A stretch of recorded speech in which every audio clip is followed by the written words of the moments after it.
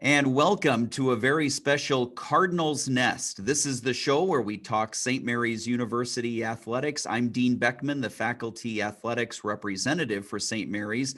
My co-host, as always, is Sports Information Director Donny Nadeau. And Donny, I say it's a special Cardinals Nest today because it's time to begin introducing our Hall of Fame inductees for 2022. And we have 3 inductees this year.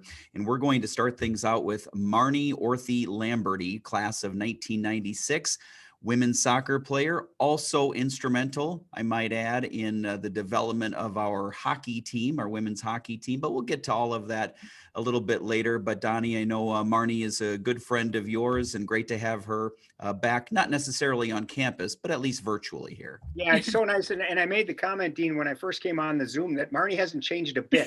You could rewind 28 years, and this is Marni exactly how she was then. It's so good to see you again, Marni, and I want to be the first to congratulate you on your upcoming induction into the Sports Hall of Fame. It's so deserving. I got to watch you play for 4 years, and it's definitely a very deserving honor.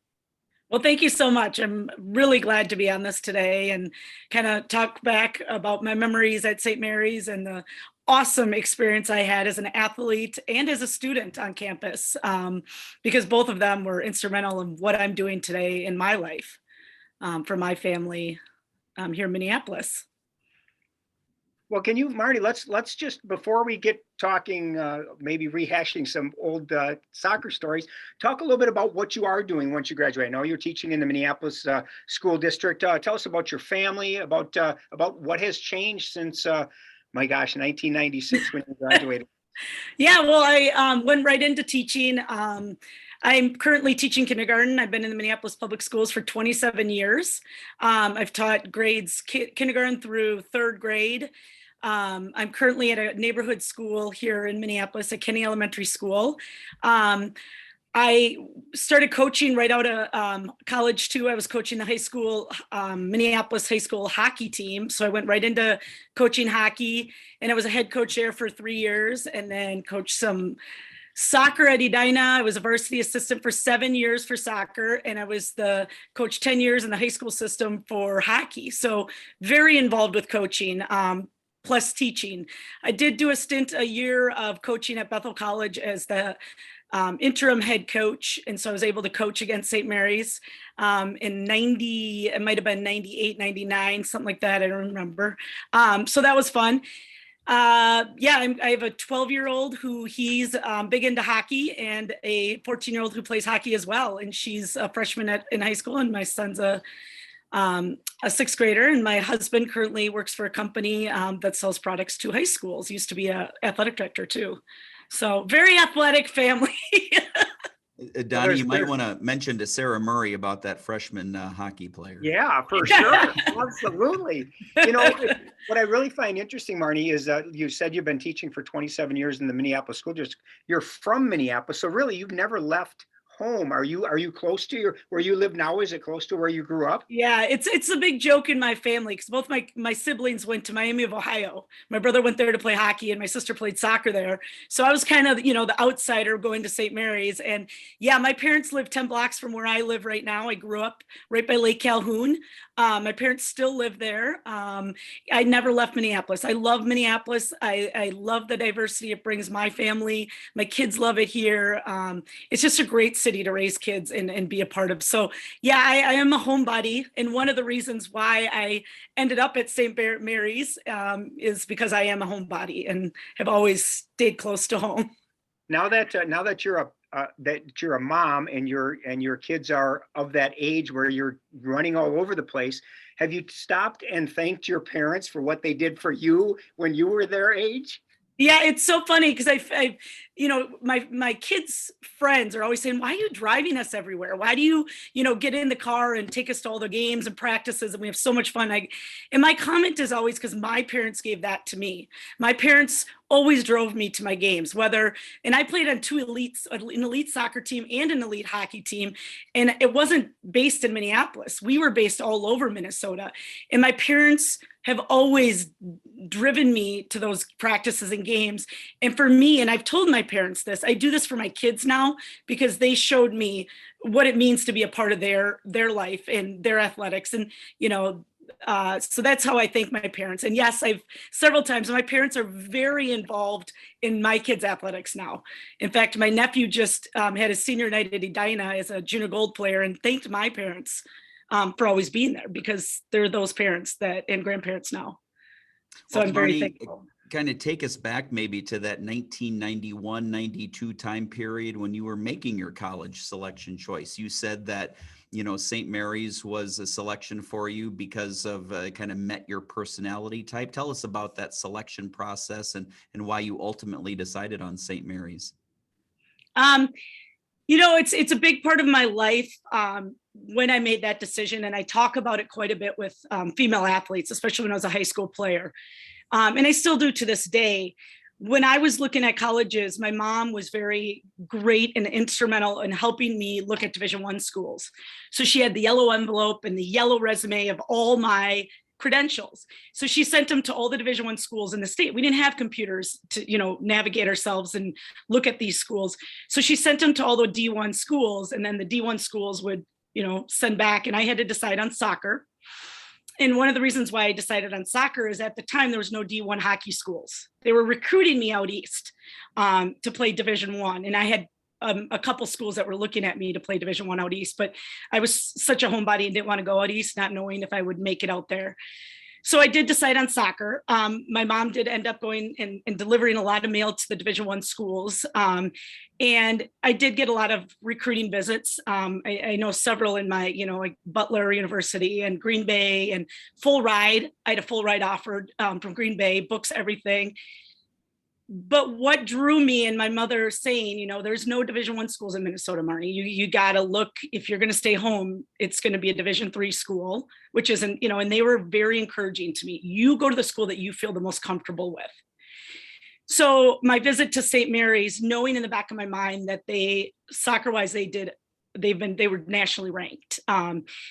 And I remember the day I walked into the cafeteria to meet the soccer team, and they had the windows, beautiful windows looking over the bluffs.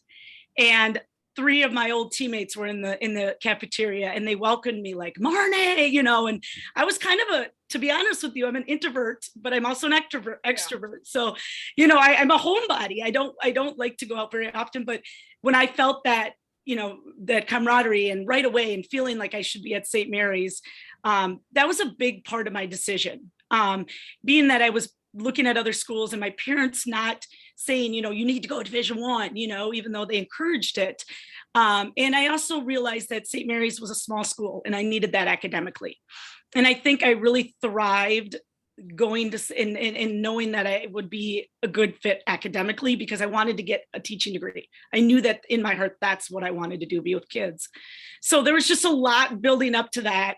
And I remember the full ride sitting on the kitchen table, and people bugging me, Roy, are you going to sign? Are you going to sign? And I'm like, no, I'm done. I made my decision.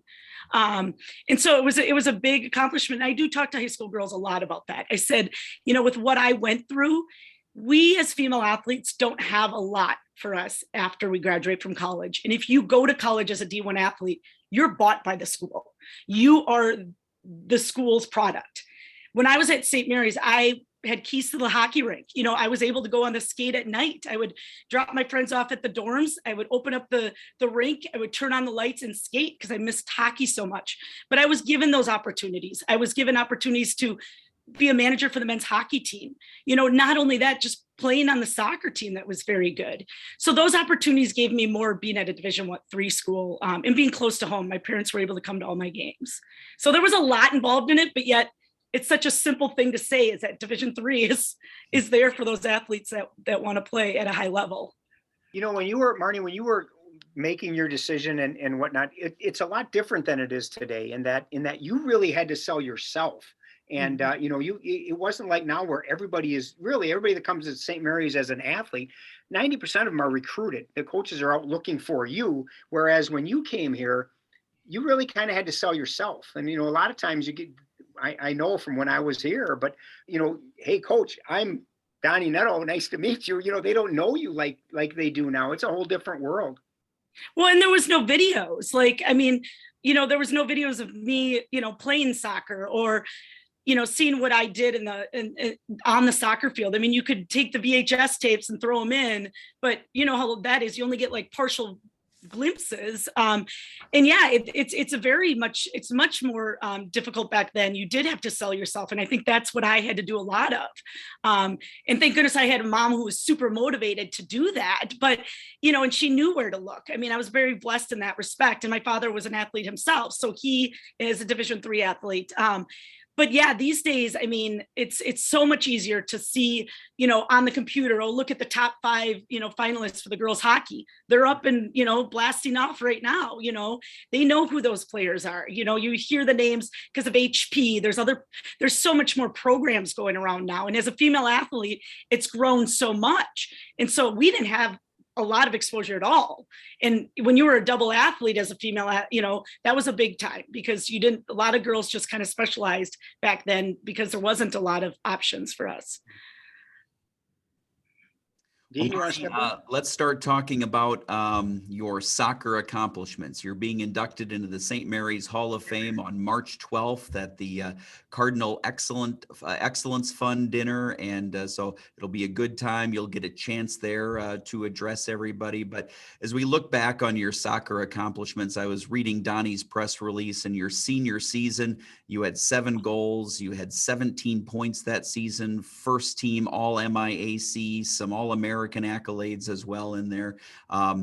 Tell us about your soccer career and some of your highlights as you think back and start to prepare for the speech that you give at the Cardinal Excellence Fund dinner. Yeah. Well, it was my first time on campus when soccer was going to start. I remember everyone came on campus at once. So it wasn't like we started as soccer players early, like a lot of athletes do, and you have 2-a-days right away. And then the campus kind of shows up slowly. It was everyone at once showed up. So we had 2-a-days right away. So I remember going on to campus going, okay, I got to get up at 6:30 a.m. for a 7 o'clock run. And then we have a 4 o'clock practice. And I remember that being a lot for me, thinking about my friends in the dorm and having that freedom without your parents. And all of a sudden I'm like, I can't go out, my focus right now is staying in bed and getting up early to go to these early practices and then getting up and having to do a long run. I was not one that liked to do long runs. But Kristen Kluge was a senior when I was a freshman. And I will always, always look up to her as someone who really was influential in me feeling like I was a part of the team right away. And I looked up to her. I wanted to work hard like her. And I think that was a big part of me really focusing on wanting to do well for this team. And I always will say that this award wasn't given to me. It was given to a team that I had. I mean, you don't get a national award without having a good team behind you. I mean, it's just that simple. I know as a coach, as an athlete now, you look back and you're like, your team influences you as an athlete and your coaches, not just you as a person. And I think that was huge for me. But freshman year, I do remember one of my favorite stories is the locker room in our uniform, coach going, well, Marni, number 3's taken, can't take it. And I had always grown up with number 3. And it was our first game, and coach comes into me and goes, well, the player who took number 3 is quitting. And I remember going, no way. And I was like, that was like a huge thing for me. I don't know why. It's one of my bigger memories my freshman year, but I was able to wear number 3, and that was important to me. So I was really excited about that freshman year. And then, I mean, as the years went on, I look back and I've told people thinking about my speech, I don't remember a lot of games I played in. I remember the memories off the field. I remember the memories going to Atlanta, Georgia, going to, activities on campus with each other, going for walks in the bluffs with each other. Those are the things that I remember the most being on a team like I had. I do remember the Gustavus games and the games that we lost. I remember the year that we beat Gustavus and McAllister, but then lost to Carleton and Augsburg my senior year, which would have been a big, get us to regionals. But for me, there's not a lot of talk about the games. I did tear my ACL my junior year. So I had surgery. I tore it my sophomore year, surgery between my sophomore and junior year. And that hurt a lot for me as an athlete because I was a starter my freshman and sophomore year, and I played a lot. And then all of a sudden my junior year, I wasn't playing. So I had to take that and say, guess what? You got to either step up or watch the team as they play. And I ended up stepping up big time. And then my senior year, didn't wear any knee braces. So that was a big part of my career. Big time. I think it's funny that you say that you remember the losses and not the wins, because you only had 12 losses. I know. Honest to God, 12. Honest to God, it's so funny. Well, I remember Augsburg stomping on us because they had the turf field at the time. But I honestly, I remember games, I remember, some goals and, that kind of stuff. But I think I've coached so many games in my lifetime now that just I can't even remember my own career. It's quite interesting. I have to pull out the articles and read them, and finding out one of my kids' closest friends, mom played for Hamlin, and I found this article that said we trounced Hamlin. So I texted it to her, those kind of fun ththings are happening, especially when you live in the Twin Cities. St. Mary's is such a close knit, but yeah, I don't remember the big games. I remember the people I was surrounded by. It was quite a while ago, but I wish I was at that level today and playing soccer at the level I was, but that will, if you could, just take us to the phone call you got. And, I'm sure you probably thought right away, oh man, St. Mary's calling me for money. And yet it was to tell you that you were being inducted. What, just tell us about that. Well, I got inducted in my high school Hall of Fame about 6 years ago, maybe 5 years ago. And it actually, I was kind of sad that I didn't get inducted into the St. Mary's Hall of Fame before Southwest. I feel like my years at St. Mary's were much more memorable as an athlete.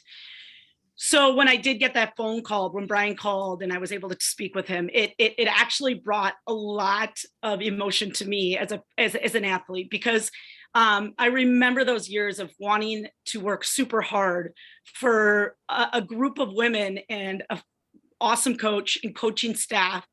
And it brought back that memories of oh my God, I remember being in the training room with Corey, pushing my butt to get my knee better. And this is why I get these awards. And so it brought a lot of that back of, it was really way more emotional than the high school Hall of Fame. And I'm much more take to heart this Hall of Fame honor than any award that I've ever gotten, besides being a mother and a wife. But it's awesome. I mean, St. Mary's gave me so much the years that I was there, and I have dreams about it still, where I'm late for a game, or, I don't know where my classes are. And I'm okay, Marni, campus was one building at the time. How could have I been late for class? It was one building. Marni, I don't know if you've had much of a chance to get back on campus. You've been coaching so much, and of course your job there with the school district, but we definitely have more than one building now. and you'll need some time to tour it all, I think. So. Well, I did do several years after graduating, 3 or 4 years, I was able to come back on campus and work the camps as a coach and a counselor in the hockey camps. And that was really fun. Yeah, that was fun. Meeting a lot of girls through the high school hockey program. And those camps were, we had the University of Minnesota coach. We had, Olympians, women coming on the ice, and I was coaching with them. Great experience. But yeah, that campus I'll always remember it as small. I'm glad you brought that up, Marni, because that was one of the questions I was going to ask you, is talk a little bit about your involvement with first the men's hockey program, because I know you were a manager there, but then how that really you did have a lot of influence on, getting a club team formed for the women, and then which eventually turned into our varsity program in the late 90s. Talk a little bit about your impact there. Well, when I came on campus, obviously I was recruited Division I to play hockey. And right then and there, when I was looking at sports, hockey was not a big part of the United States or even Minnesota at the time. I was playing on an elite team. High school hockey hadn't started. And so for me to have that opportunity to have a rink on campus, that was a big sell for me. And Don Olson, who was the athletic director and head hockey coach at the time, was really kind of just kept in touch with me. I knew, oh my God, I can't even think of his name. He went to Southwest with me, but he was a part of getting me part of the goal. He was a goalie coach. I can't think of his name. Greg Dick. Yeah, Dick. Yeah, Greg Yep. Dick. Thank you. So see the memory of, and Greg Dick was like really influential in helping me, like, you need to be a part of this program in the men's program. So I did a lot of stats, which I loved. And I had a huge heart for hockey still. And like I said, I was on the ice playing intramurals with the men. And it got to the point where Don Olson was like, you know what? We're getting to that point where high school hockey is becoming a big thing for girls. We need to look into starting a girls program. Would you want to get some girls on campus? So I said, sure, my senior year, let's do this. And I knew that Duluth and U of M, Gustavus was forming a team because Don Olson's daughter was forming a team. And so I decided, I literally grabbed varsity basketball players who were playing at St. Mary's. I grabbed some soccer players that knew how to skate, and we literally compiled a team. My assistant soccer coach, who was in her, mid 20s, I think at the time, played for us. I mean, it was just anyone who on campus. And Don's like, well, here's equipment, and gave us a whole bunch of equipment. And I got UMD to come down and play us for our very first game. I was player, coach, and captain, the old. And so we did some practices. Don gave us ice at night after the girls basketball team would practice. Some of the girls would come over and play with us. And yeah, I just remember that first time we hit the ice and it actually happened. And Don and I were like, I mean, it was just amazing. The experience, I mean, yeah, one of my happiest moments at St. Mary's was able to skate there and be in a game and look back and go, oh my goodness, I could have played soccer and hockey on a wonderful campus. But yeah, it was just in Don Olson to have him support me and know that, girls hockey ended up, becoming a huge sport. And we played like 3 or 4 games that year. Gustavus came and we did a lot of home ice. I didn't want to travel.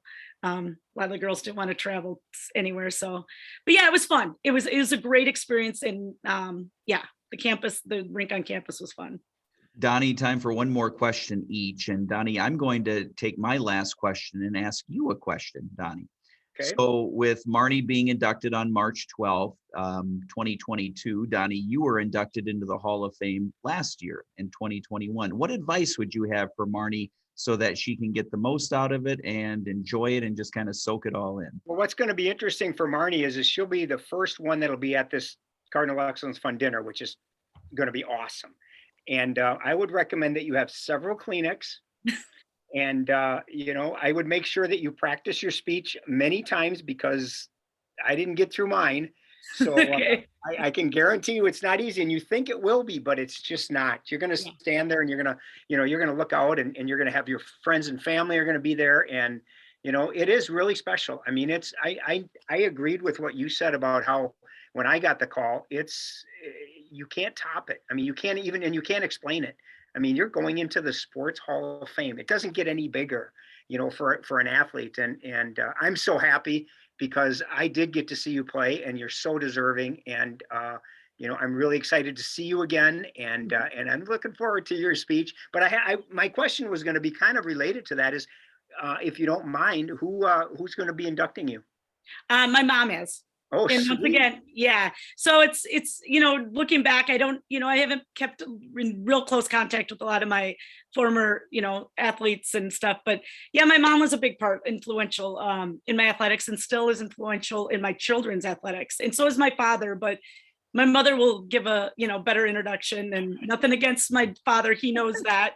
But yeah, they have been a big part of why I did so well. And it would be very meaningful. I had both of my boys who played hockey here at St. Mary's. They inducted me, so it does mean a lot, and it'll be a great night for you, and you are so deserving of it. Well, thank you so much. Thank you. And again, that event is March 12th. There are other 2 inductees into the Hall of Fame this year: Tyler Stevenson from 2006 tennis, and also Emily Kearns, 2004 women's hockey. And Donnie, tickets are still available. They can get all the information on the athletic website, right? Yep. All right. So Marni, Orthey, Lamberty, class of 1996. Thanks for joining us here on the Cardinals Nest, giving everyone kind of a preview of our 2022 Hall of Fame class. Appreciate it. Uh-huh. Yeah. Well, thank you so much, guys. It was great. Thanks, Marni. Yep. All Thank right. you. See you That's on March going to do it 12th. for the Cardinals Nest. Thanks for watching. Bye.